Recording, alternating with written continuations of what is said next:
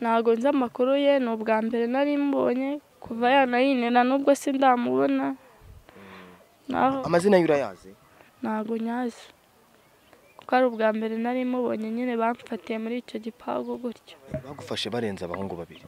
Baramfashe bose banginjiza mu nzu, barangije barafunga, bamwe barasohoka, hasigaramo uwo muhungu wanjye. Ubwa gatatu baje ntabizi, umuntu yarampamagaye ngo inze ajye kumpa ibyo neka haruguru muri Songa aho nabaga. Umwana nsiga aryamye, nsanga bamusohoye hanze, ibintu byose babitaye hanze, n'umwana bamusohoye nta muntu wari uhari, urugi bararwishe. Barangije imvura iragwa icyo gihe, ibintu byose biranyagirwa.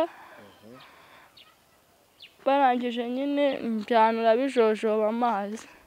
Barangije imvura ihise, abaturage bongera banzinga shitingi n'amabati. Ariyo yindi kureba? Ari shitingi, hari n'izindi bari banije n'abandi bajyanye.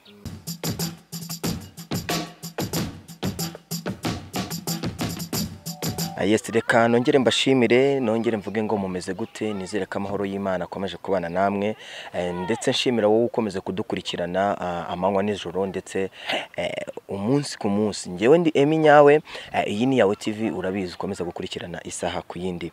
Ahandi ndi i Murambi, nagiye gusura umwana w'umukobwa umaze iminsi afite ikibazo cyuko yabaga muri shitingi kandi arabyaye umwana w'uruhinja, aramufite, murabona ko ahetse umwana. Tugiye kuganira twumva ikibazo afite, aduha ubuhamya y'ukuntu byagenze kugira ngo ibi byose bibashe kumubaho.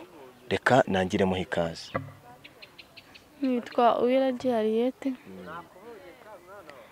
naje kuba aha ngaha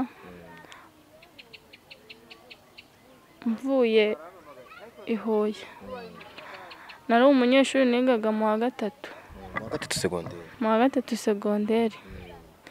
Ndangije nza mu kazi ko mu rugo. Waje gukora akazi ko mu rugo uvuye i Huye uza hano muri Kigali? Ariko hari mu kiruhuko, nari nzi yuko nzongera ngasubira ku ishuri amasomo natangira. Ni mu mwaka ushize byabaye? Ari 2019. Ndangije njya i Gikondo gukora akazi ko mu rugo, ngira ibyago njya ahantu umuhungu aramfata antera inda. Yagufashe ku ngufu? Yamfashe ku ngufu, sinari muzi, ni ubwa mbere nari mubonye. Ndangije ndataha, ntago nigeze ngira ubwenge bwo kubimenyesha ubuyobozi ngo bamukurikirane. Ndangije nyine akazi ko mu rugo, igihe cyo kujya ku ishuri kigeze ndataha. Ngeze mu rugo abantu bakajya bambwira nta babyeyi ngira, nabaga muri famiye. Ndangije bakajya bambwira ndatwite. Noneho abantu aho nabaga barangije baranyirukana, barambwira ngo ninsubire i Kigali, ngo nta binyendaro bashaka mu rugo rwabo, ngo nta n'indaya bashaka mu rugo rwabo. Ndagaruka nzi Kigali, njya i Gikondo. None i Gikondo muri umuryango remezo waho, abantu baho baramfasha. Bamfashije bankodeshereza hano ruguru mu mudugudu wa Songa. Barangije abantu baho, inshuti zabo z'umuryango nabwo zinkorera ubuvugizi, ziramfasha, njya kwa muganga, bampa abanyabuzima barandwaza. Kwa kabiri ngiyeyo aranyihisha. Ngeze hano hepfo barambwira ngo arahari ninsubireyo basinyira. Ngiye ndamubona, arangije arambwira ngo nsomere ibyo bipapuro. Ndangije ndamubwira ati wabisomye, arabyanga. Ni inshuti z'umuryango na mudugudu, gitifu niwe wari usigaje kubyandikaho, banabisinyeho abitereho na kashe. Turebe kuri ibyo bipapuro. Iki ngiki nicyo Karenzi yanditse ambwira ko amaye iki kibanza afatanije n'umugore we, ariko ntemerewe kukigurisha.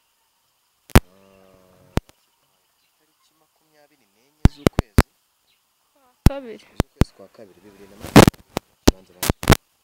Amasezerano y'impano.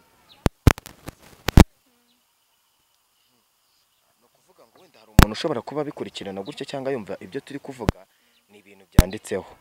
handitseho ngo amasezerano y'impano. Twebwe Karenzi Jean Pierre ufite nimero y'irangamuntu ayishyiraho, washakanye na Nikuze Francine.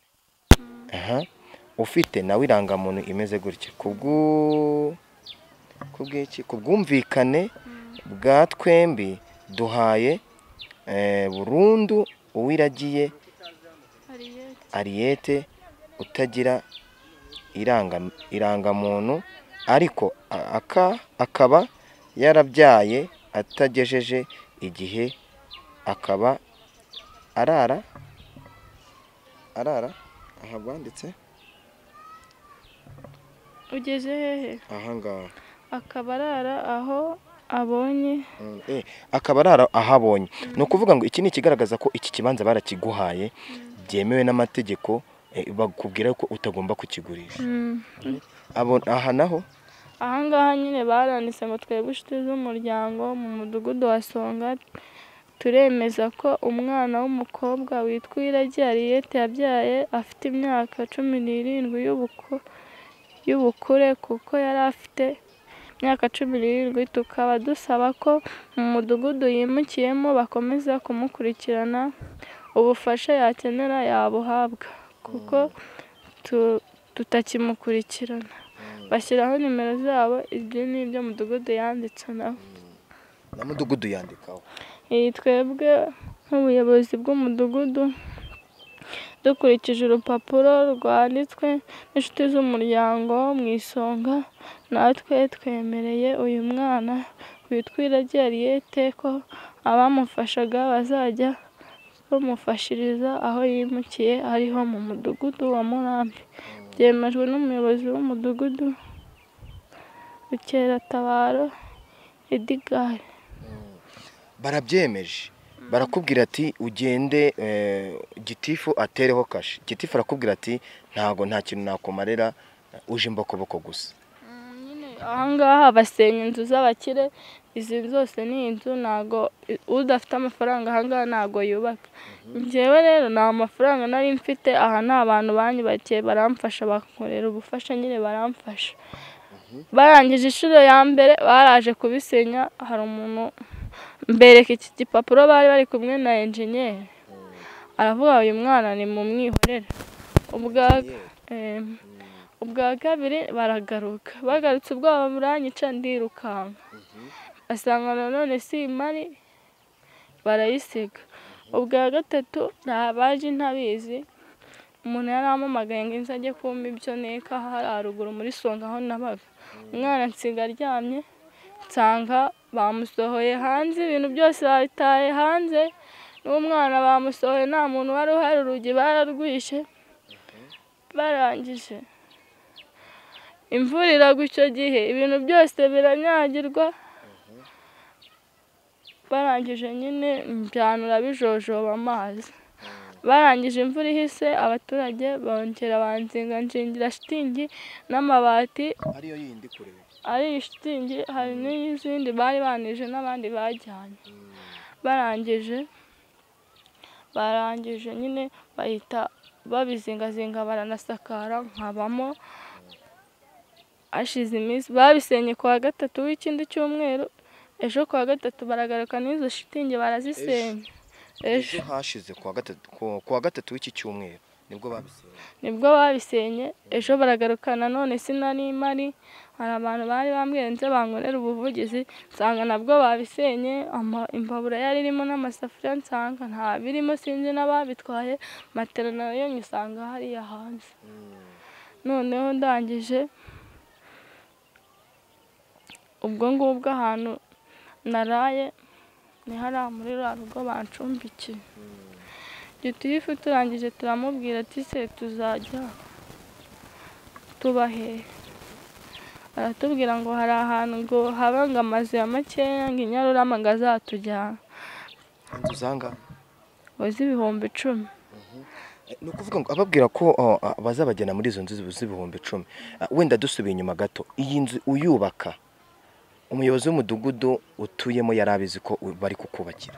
Umuyobozi w'umudugudu yarabizi, nari nyimazemo ukwezi nyibamo bayubatse.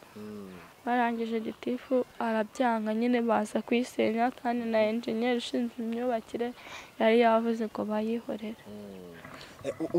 Ubu aka kanya noneho duhagararanye dukurikije ikibazo ufite, turi kubibona, wenda abantu batabibona reka nigire inyuma gatonya.